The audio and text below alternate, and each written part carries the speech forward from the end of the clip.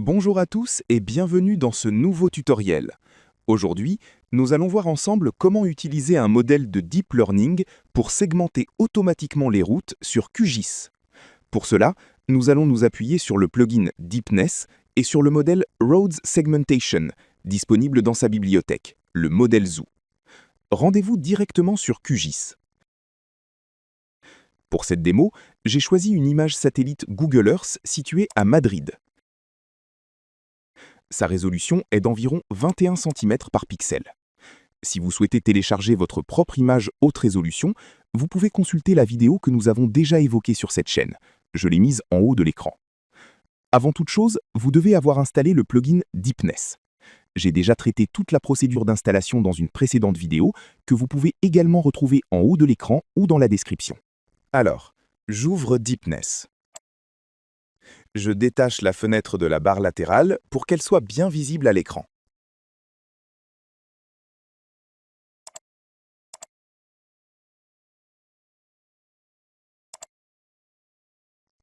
Avant de lancer le traitement, je dois télécharger le modèle Road Segmentation depuis la page web des modèles préentraînés de Deepness. Je vous ai mis le lien direct dans la description. Une fois sur la page du modèle Zoo, je cherche la catégorie Segmentation Models, puis je descends jusqu'à Road Segmentation.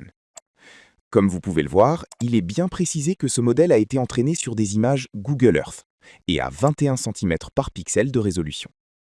Il est impératif que l'image d'entrée, image à segmenter, soit de la même résolution ou d'une résolution proche des images sur lesquelles le modèle a été entraîné. Je sélectionne le modèle. Puis, je clique sur le bouton de téléchargement.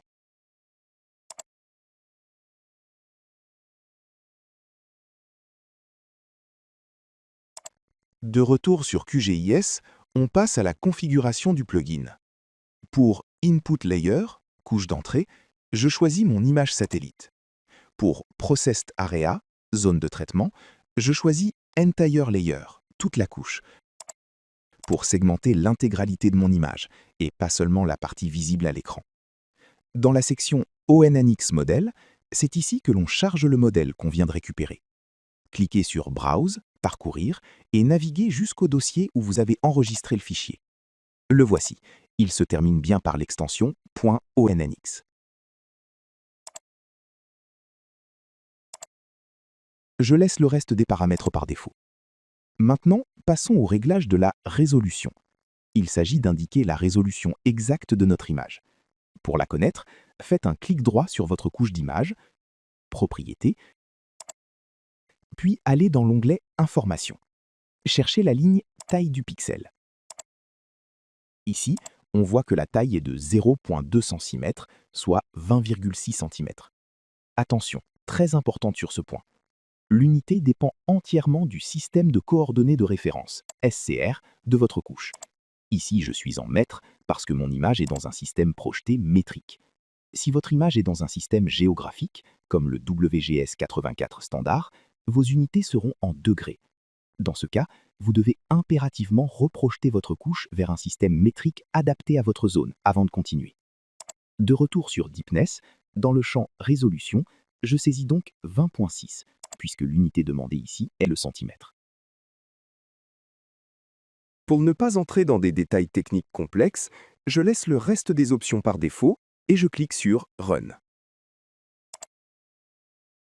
Le traitement est en cours.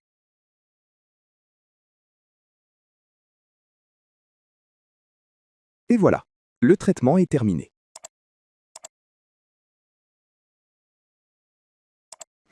Nous avons obtenu une couche de masque qui divise l'image en deux entités distinctes. Road, les pixels classés comme route, Not Road, le reste de l'image classé comme non-route. C'est un excellent résultat. Je vais jouer un peu sur la symbologie pour rendre le rendu plus propre.